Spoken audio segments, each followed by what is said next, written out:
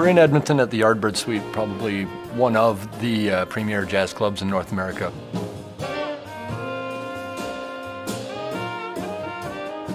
This is just the latest incarnation of the Yardbird Suite.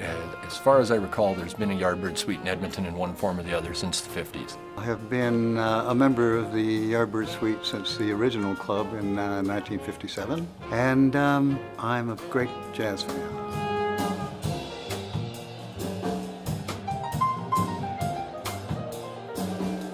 Strangely, since we're not a port city and we're not a huge media center, Edmonton has a really long history of having very high-level jazz musicians. Of course, this is the home of P.J. Perry and Tommy Banks, who has been instrumental in the music in this city. We have Grant McEwen College, our own Little Birds big band program. There'll be years where there's just an onslaught of dozens of young players who you look at and you'll see and say, boy, in 10 years he's going to be really smoking. Just been an amazing, amazing group of people, and it continues to this day.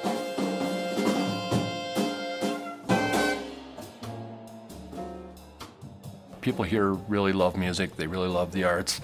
You know, this city probably has more festivals during the summer than any city in Canada.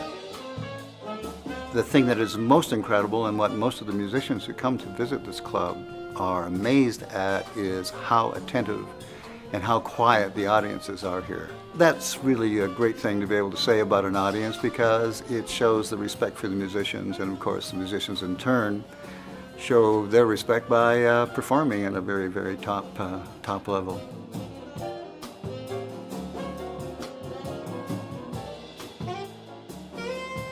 You probably treat it just a hair more serious than your average gig, just because there's a real history and legacy to this place. You know, some of the canonical jazz musicians of history have passed through these walls, and you want to live up to that.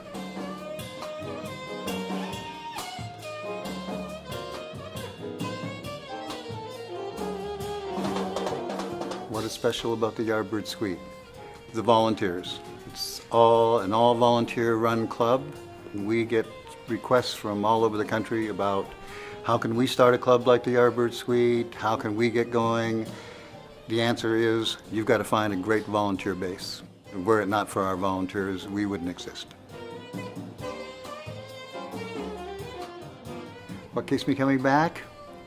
The music, the atmosphere. It's just an absolutely incredible club, and we're extremely proud of it. It's a very well-established club. It manages to run jazz programming at least 3 nights a week, almost year-round, and that's a very good thing. There aren't a lot of cities in Canada where clubs like this exist. It's one of the clubs that is most known across Canada. It's now the longest-running jazz club in Canada.